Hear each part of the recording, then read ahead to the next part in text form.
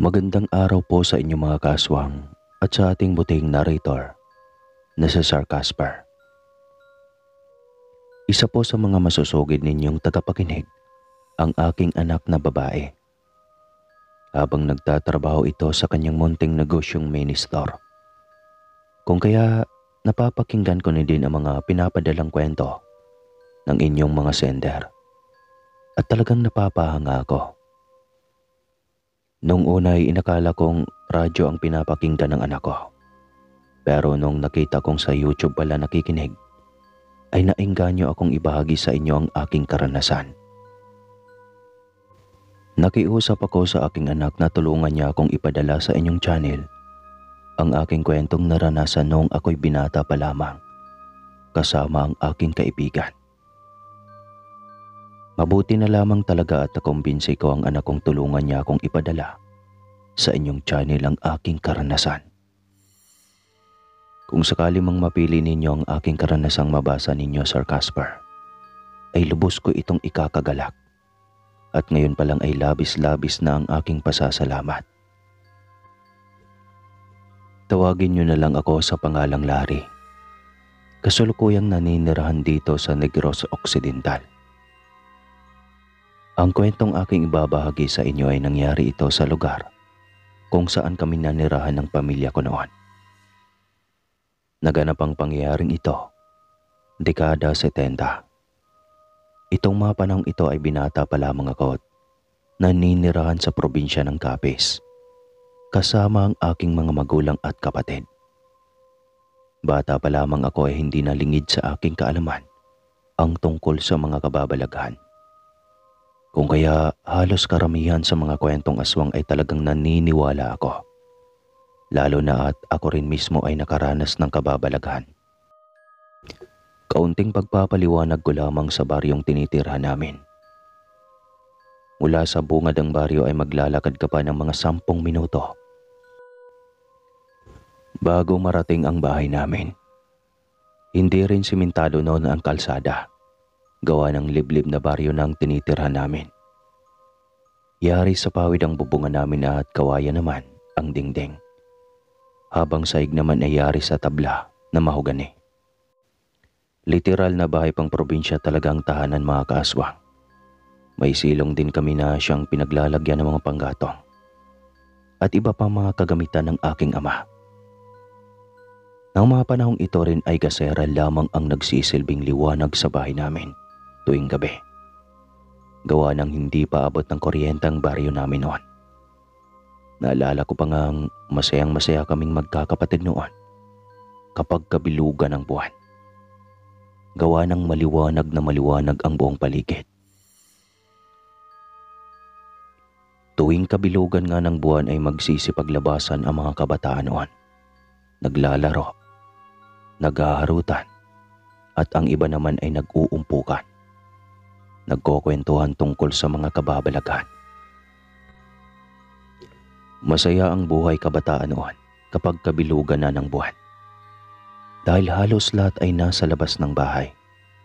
Maging ang mga padre de pamilya at madre de pamilya ay nasa labas rin ng bahay at nakikipagmaritisan. Hanggang sa isang araw, habang nagkukwentuhan kami ng kaibigan kong si Bornok, ay nagsabi ito na may natitipuhan umano siyang babaeng bagong salta sa Karatig Sitio. Bakit mo sinasabi sa aking may natitipuhan ka? Hindi ka ba natatakot na baka masulot ko ang babaeng sinasabi mong natipuhan mo? Pagbibiro kong wika sa kaibigan ko. Sira ulo ka talaga, no? Kaya ko nga sinasabi sa iyo dahil magpapasama ako sa iyong pumunta sa bahay ng dalaga. Dahil manliligaw ako. Wika ng kaibigan ko. Natawa naman ako at nagwikang hindi ako siguradong masasamahan siya. Dahil may gagawin pa ako sa bahay. Isa pa. Medyo may kalayuan din ang sityo ng babae. Dahil sa lalakarin namin ito ng 1 oras mahigit papunta sa lugar na iyon. At may dadaanan pa kaming walang kabahayan. At sa pagkakaalam ko ay may napababalita ang may nangahabol umanong aswang sa bakanting lupang walang kabahayan. Bakit kasi sa dinami-dami ng mga kadalagahan pwede mong ligawan? Doon ba talaga sa mga kalayo ang lugar? Grabe ka, Burnok. Ang lupit mo. Natatawa kong sambit at pabirong hinampas ang kaibigan ko sa balikat. Hindi naman masyado, tol. Tsaka sanay kami namang maglakad ng malayo. Tsaka sanay ka namang maglakad ng malayo eh. Huwag ka nang magreklamo dyan. Aniya pa. Napangiwi naman ako sa sinabi ng kaibigan ko. Dahil sa napakaprangka talaga nitong tao. Wala man lang paligoy-ligoy kung magsalita. Sasabihin niya kung ano ang gusto niyang sabihin. Ano na, tol? Samahan mo na ako mamayang gabi ha. Pagmamakaawang pakiusap ni Burnok sa akin. Sinabihan ko siyang pag-iisipan ko pa. Hindi ko kasi alam kung masasamahan ko ba siya o hindi. Dahil kilala niya naman ang mga magulang ko. Mahigpit pa sa mahigpit yon. Halos ayaw na nga akong payagang lumabas ng bahay. Sige na, tol, samahan mo na ako. Alam mo namang ikaw lang ang pwede kong isama kapag may lakad ako, diba? Samahan mo na kasi ako. Pagmamakaawang wika ni Burnok sa akin. Nangongonsensya pa ito at nagwikang kung mayroon lang umano siyang maisasamang ibang tao, ay hindi niya ako kukulitin pa. Alam mo namang palaging ganoon ang nanay mo eh. Pumayag ka na, tol. Tsaka kung gusto mo, isama natin ang iba pa nating mga kaibigan. Pangungulit nitong sabi sa akin. Sige na, sige na. May magagawa pa ba ako? Kahit umayaw pa ako ay wala rin naman ako magagawa dahil hindi mo rin naman ako titigilan sa pangungulit. Saad ko na lamang sa kanya. Matapos siyang marinig ang sinabi ko ay malapad ang pagkakangiti niya at halos hindi na maitikom ang bibig. Kulang na lang ay pasukan na ng napakaraming bangaw ang bibig nitong nakanganga. Itikom mo nga yung bibig mo. Baga mamaya ay mapasukan pa yan ng bangaw. Malunok mo pa. Saway ko sa kanya. Tawang-tawa naman ang kaibigan ko at nagwika. Masaya lang raw siya dahil pumapayag na akong samahan ko siya. Ang buong akala niya kasi kanina ay hindi niya ako mapapayag na sumama sa kanya. Kilala kita, tol. Kapag hindi kita sasamahan, paniguradong isang linggo ka na namang magtatampo sa akin. Kaya ano pa bang magagawa ko? Kakamot-kamot sa ulong tugon ko sa kanya. Sige, tol, hintayin na lang kita mamaya sa bahay ha. Uwi ka nito bago umalis. Sinabi ko naman sa kanyang siya na lang ang pumunta sa bahay namin. Daanan niya lang ako mamaya dahil susubukan ko pang magpaalam sa mga magulang ko. Tumago siya at sinabing, sige, tol, mamaya na lang. Dadaanan na lang kita dito sa inyo. Tugon niya at naglakad na palayo. Samantalang ako naman ay pumasok na sa loob ng bahay. Nung sumapit na nga ang kinahapunan, pasado 5:00 na ng hapon, nang dumaan sa bahay namin si Burnok, kasama ang isa pang kaibigan naming si Danilo. Masaya ang mga itong nagkukwentuhan habang naglalakad papalapit sa bahay. Bihis na bihis kayo ah. Saan na naman ang lakad ninyo? Pagtataray na tanong ng aking ina nang mabungaran sila nito sa bakuran. Diyan lang po, aakyat po ako ng ligaw. Magpapasama lang po ako kina Larry at Danilo. Alanganing ngiti ni Burnok sa aking ina. Abay, may ligaw-ligaw pa kayong nalalaman. Bakit? Kaya nyo na bang maghanap buhay kung sakaling mag-aasawa na kayo? Dapat ang atawagin ninyo ay magtrabaho ng magtrabaho. Para pag magnobya-nobya na kayo at mag-asawa na, may ipapakain kayo sa magiging pamilya ninyo. Hindi yung aasa pa kayo sa mga magulang ninyo. Wika pa ng aking ina. Napapakamot na lamang sa ulo ang mga kaibigan ko at nagngingiting napapailing. Maging ako man ay napapakamot na lang din sa ulo. Nang matapos kong makapagbihis ay nagpaalam na ako sa aking ina. Sinungitan naman ako ng aking ina at sinabing wag na raw akong magpaalam pa sa kanya. Dahil mabubwisit lamang siya sa pagmumukha ko kapag hindi niya ako pinapayagang umalis. Ay nako, kahit ano pa namang sabihin ko sa iyong bata ka, kahit pagbawalan pa kita, tagos sa kabilang tenga lang naman. Bahala kayo sa buhay ninyo kung saan nyo gustong magpunta. Basta kung mapahamak man kayo, huwag nyo akong masisisi ha. Kundi, pag-uuntugin ko kayong magkakaibigan. Galit na wika ng aking ina. Sige po nay, alis na po kami. Nakangiting wika ko sa aking ina. Hindi pinansin ng aking ina ang pagpapaalam ko. Sa halip ay pumasok ito sa loob ng bahay at kung ano-ano ang ginagawa. Tara na tol, alis na tayo at baka maabutan pa tayo ng dilim sa daan. Aya ko sa mga kaibigan ko. Pero ang totoo ay nais ko lang talagang takasan ng aking ina. Baka kasi mamaya ay magbago pa ang isip nito at bigla kaming pigilang umalis. Sa paglipas ng ilang minuto ay kapwa naglalakad na kami papunta sa baryo ng babaeng liligawan ni Bornok. Habang nasa daanan kami ay panay ang kantsawan namin at tawanan.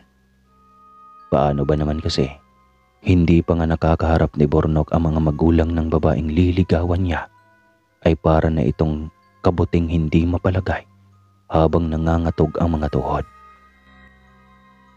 Hindi mo maintindihan kung sa dalagang nililigawan ba ito kinakabahan o sa mga magulang nung dalaga. Tigilan mo na nga yung ginagawa mo tol. Parang hindi ka lalaki sa ginagawa mo eh. Saway pa ng kaibigan naming si Danilo. Oo nga naman, kung talagang gusto mo ang dalagahang sinasabi mo at desidido ka na sa kanya, edi sabihin mo sa mga magulang niyang totoong nararamdaman mo. Maging tapat ka sa nararamdaman mo, yun lang. Segundang saad ko sa kanya. Ngumiti naman siya at pilit na nagwikang lalakasan niya umano ang loob niyang aamin sa dalagang gusto niya ito. Harap siya ng nakataas na o sa mga magulang ng dalaga at sabihin sa mga ito ang totoong pakay niya at isa pa ay malinis naman ang hangarin niya sa dalaga. Malinis pa yung hangarin, makadugdug aalang pala. Tara na nga, bilisan na nating maglakad para makarating na agad tayo. Wika ko sa kanila at nagmadali na ngang maglakad. Lumipas ang mahigit isang oras ng aming paglalakad ay tuluyan na naming narating ang lugar ng babaeng liligawan ni Bornok. Sa tansya ko, Sir Casper, ay pasado 6:00 mahigit na nang nakarating kami, kaya madilim na. Mabuti na lang ay may dalang flashlight ang kaibigan naming si Danilo. Kaya naman binuksan na niya iyon at itinampat sa daraanan namin. Nagpatuloy na nga kami sa paglalakad. Hindi pa kasi uso ng mga panahong iyon ang street light sa baryong iyon dahil sa hindi pa naman simentado ang daan at kakaunti pa lamang ang mga kabahayang naninirahan. Isa pa ay napapansin kong malayo-layo ang mga magkakapitbahay at puro talahiban at may malalaking kakawihang may mga baging pa. Yun po ang gilid ng mga daanan. Habang naglalakad na kami patungo sa bahay ng dalaga ay nakakarinig ako ng mahinang huni ng ibon at mga pag-angil ng hayop sa gilid ng daanan. Medyo nakaramdam ako ng kaunting kaba. Ngunit hindi ko na lamang ipinahalata iyon. Dagdag pang napakaaga pa ng gabi ay kapwa sarado na ang lahat ng mga kabahayang nadadaanan namin. Tanging pagtahol ng aso na lang ang naririnig namin sa daanan at ang huni ng mga kuliglig. Tol, matanong ko lang, hindi ka ba nagtataka? Panimulang tanong ng kaibigan naming si Danilo. Nagtataka? Nagtataka saan? Balik na tanong ni Bornok. Tumikim muna si Danilo bago nagwikang hindi ba raw nagtataka si Burnok kung bakit sa dinami-raming pwedeng pagtayuan ng bahay ng bakanting lupa ay bakit sa kaduluduluhan pa ng baryo na ninirahan ang bagong saltang pamilyang pupuntahan namin. Samantalang kung tutuusin ay napakaraming mga bakanting lote pa ang pwedeng pagtayuan. Basta't magpaalam lamang sa mga may-ari. Mayroon pang ang lupa sa bungad ng baryong walang nakatayong bahay. Kaya bakit mas pipiliin ng mga bagong salta sa dulo ng baryo titira?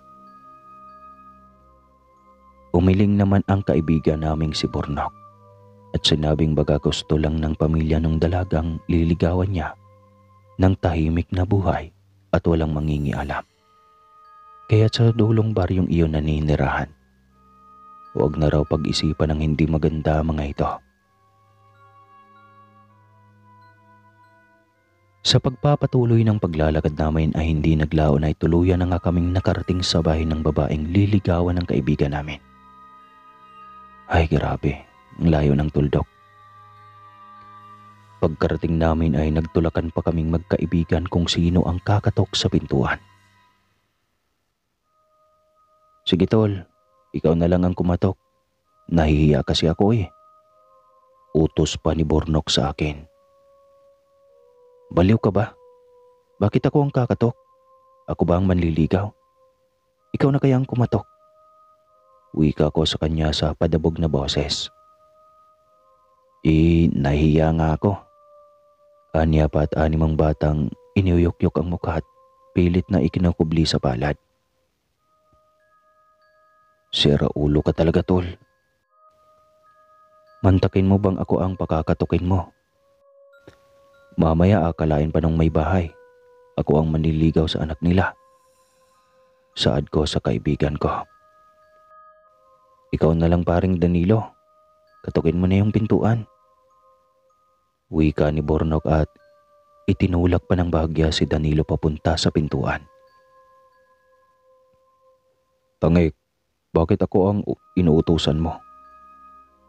Ikaw na ang kumatok. Ikaw tong manliligaw eh. Reklamo ni Danilo.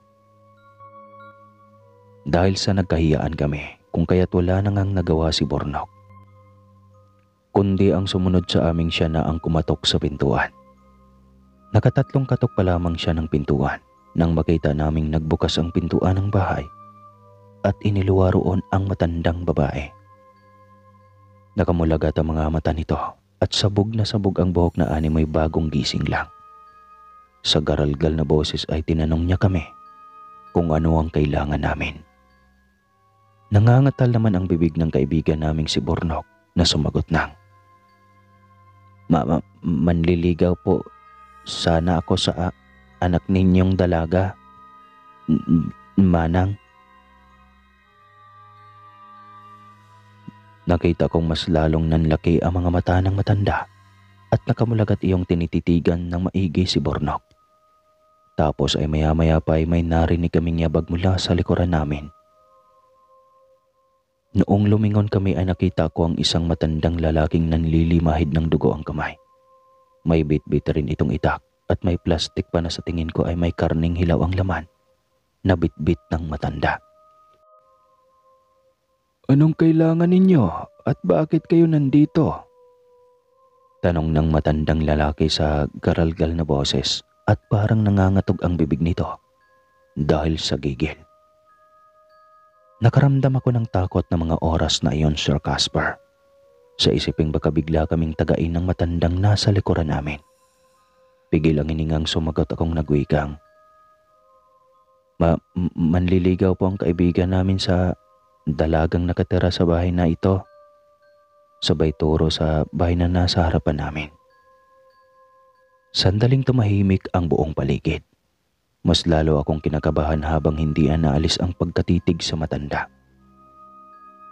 Makaraan lamang ang ilang sandali ay ngumisi ng pagkalapad-lapad ang matanda. At nagsabi sa matandang nasa harapan ng pintuan. Oh, ano pa ang hinihintay mo dyan, Lourdes? Papasukin mo na itong mga bisita ng dalaga nating anak. Nagulat naman ako at nagpalipat-lipat ng tingin sa dalawang matanda. Maya-maya pa ay nakita naming dumungaw ang dalaga sa bintana. May mga bisita ka pala dito, anak. Bakit hindi mo sila papasukin? Nakangising wika ng matandang lalaki sa dalagang nakadungaw sa bintana. Nakita kong ngumiti namang bumaling ang dalaga sa matandang lalaki at nag-uwiwika na. Sige po tay, papapasukin ko na po sila. Napawi ang kabang nararamdaman ko noong malaman kong ama pala ng dalaga ang matandang may bitbit na itak at ina naman nito ang matandang nasa pintuan. Niluwagan ng dalaga ang pagkakabukas ng pintuan tapos ay kaagad niya na kaming pinapasok sa loob ng bahay. Samantalang ang mga magulang naman nito ay pumasok na sa kusina. Nahihiyang ngumiti ang kaibigan naming si Bornok sa dalaga. Ngunit kabaliktaran ang naging tugon ng dalaga dahil hindi man lang ginantihan nito ng ngiti ang kaibigan namin. Bagkus ay pinandilata nito ng mga mata si Bornok at pabulong na nagsabing umuwi rin umano kami kaagad. Huwag kaming pumayag na kumain kung sakaling mang-ayain kami ng mga magulang niya. Nagtaka naman ako mga kaswang. Matapos kong marinig ang sinabi ng dalaga, naisip ko tuloy ng grabe naman kung makapagtaboy ang dalaga. Nakakawalang respeto. Mantakin mo ba namang kakarating lang namin ay pauuwiin na rin kami kaagad? Hindi niya ba alam kung gaano kalayo ang nilakad namin makarating lang sa bahay niya? Abay hindi yata madali ang maglakad ng pagkahaba-haba. Tapos sabihan pa ang kaibigan kong tanggihan nito kung sakali mang alukin kami ng pagkain ng mga magulang niya. Abay akala niya yata ay pagkain ang pinunta namin doon. Natigil lamang ang pag-iisip ko nang maramdaman kong siniko ni Danilo ang tagiliran ko. Nung tignan ko siya ay sinabi niya sa aking umupo na raw ako at ilapag ko na sa lamesita ang bitbit kong alak. Umupo ka na tol, nakakahiya sa mga magulang ni Marites. Wika pa sa akin ni Bornok. Hindi bagay ang pangalan na Marites doon kasi wala silang kapitbahay. Sino ba kamaritisan niya doon? Nahihiyang humingi ako ng pasyensya sa kanila at marahang umupo na. Habang nakaupo na kami ay palihim kong pinagmamasdan sa gilid ng mga mata ko ang kabuuan ng bahay. Hindi naman po sa nag-iinarte ako mga kaaswang o nanguhusga. Pero parang ganun na nga.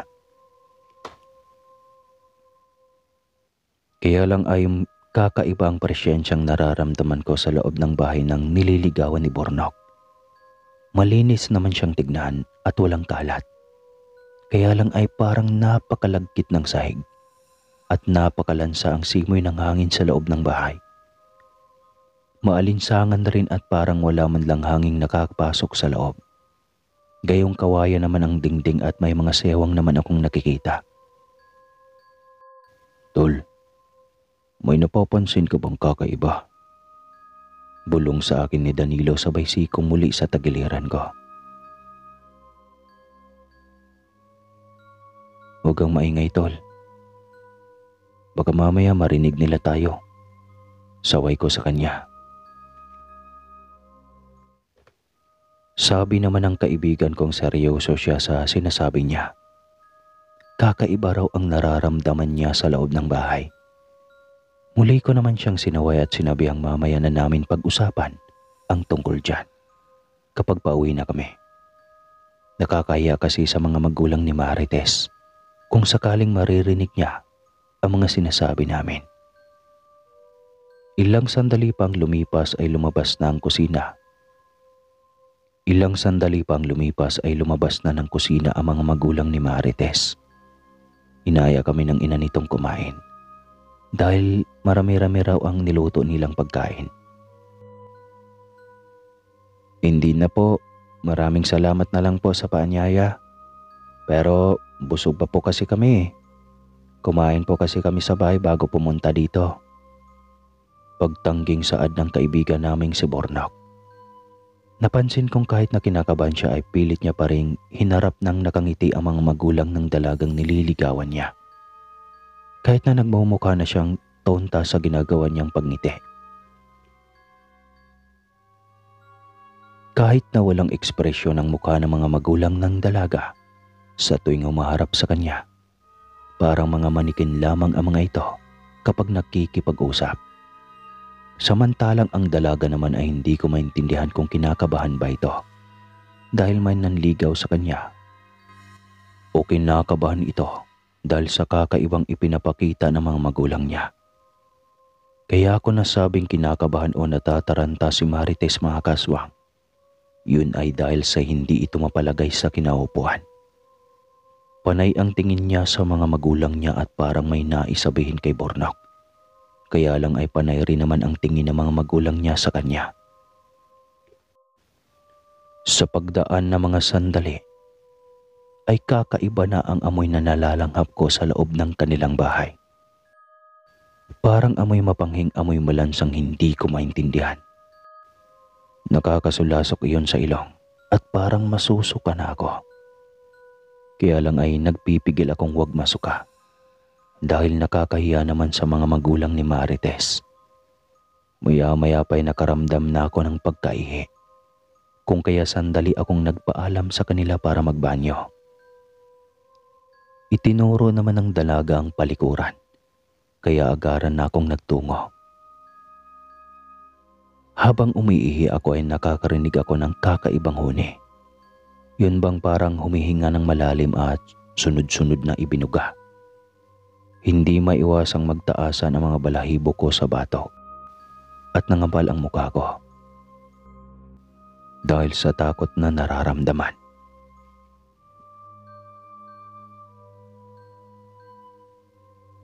Sunod-sunod na rin ang paglibis. Sunod-sunod na rin ang pagbilis ng tibok ng puso ko na para bang tinatambol iyon. Anong ingay na iyon? Nakakakilabot naman pakinggan. Wika ko pa sa aking isipan. Nagsalita ang utak ko, alright. Nagmadali na akong umihi at pagkatapos ay lumabas na ng palikuran.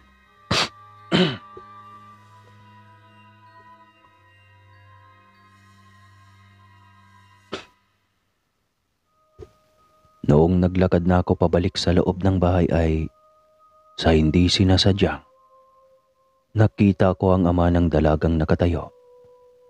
Nakita ko ang ama ng dalagang nakatayo sa gilid ng bahay, malapit sa may puno ng niyog.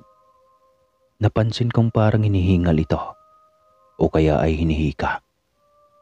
Base na rin sa nakita kong panay ang pagtaas baba ng balikat nito. Lalapitan ko na sana ito at tanungin kung ano ang nangyayari. Nang sa walang ano-ano ay biglang nag-iba ang kulay ng mga mata nito.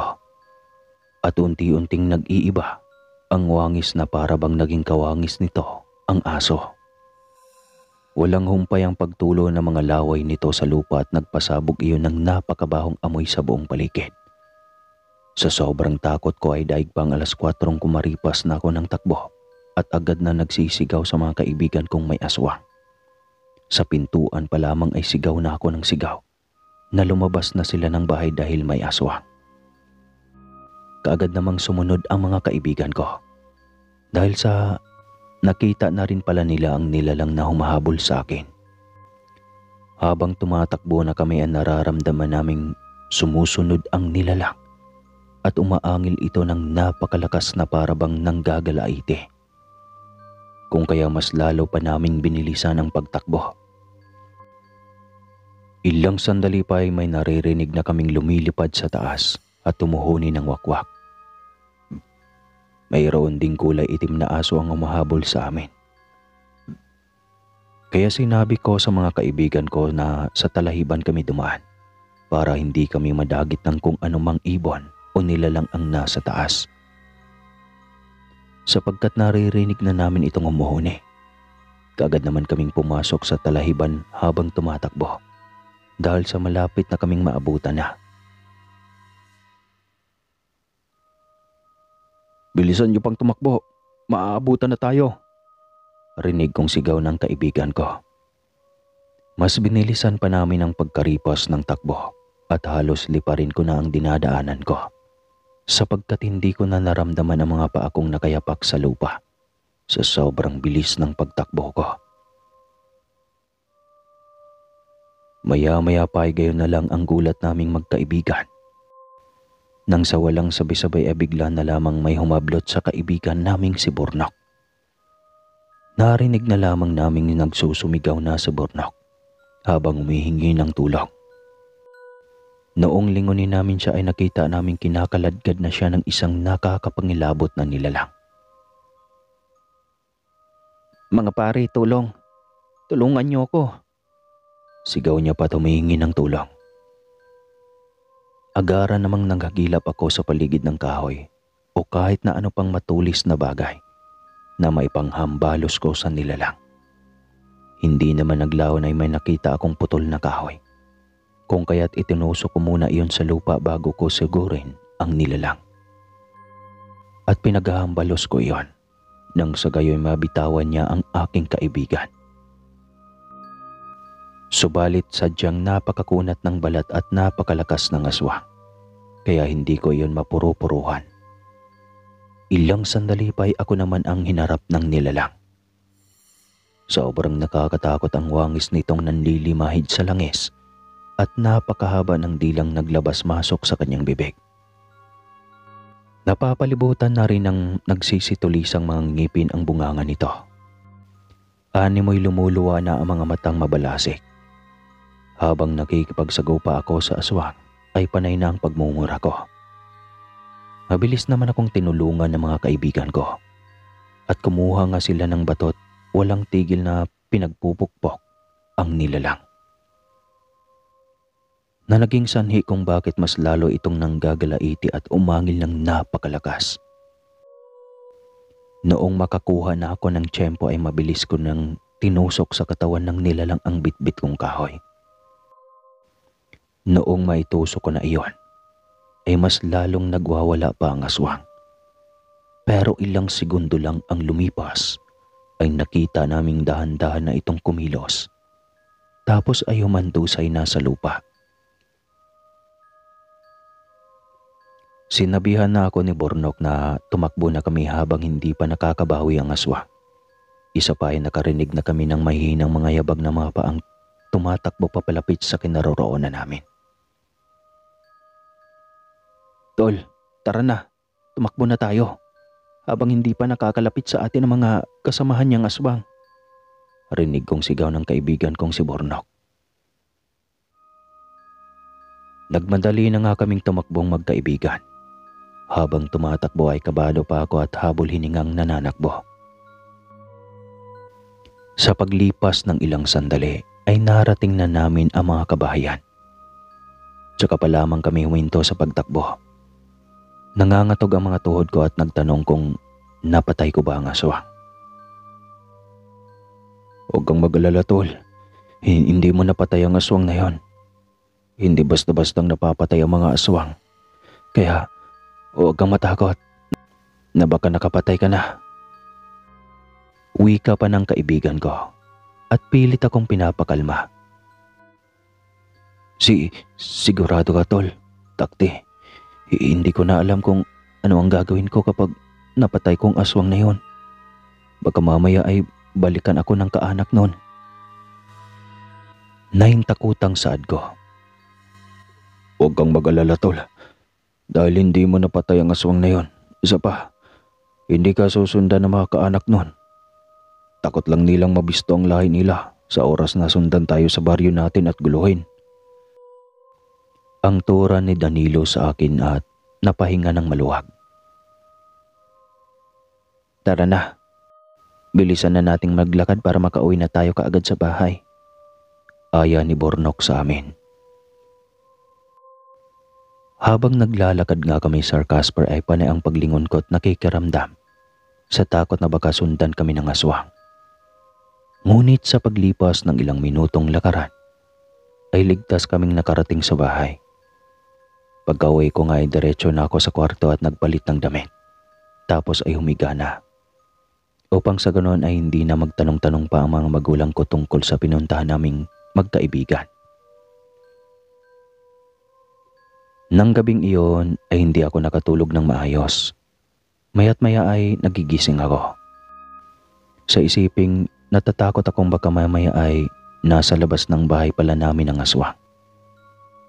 Pero sa awa naman ng nasa taas mga kaaswang, ay lumipas ang ilang araw ay wala naman akong nararamdaman kahit na ano o kaya'y nagpaparamdam na aswang.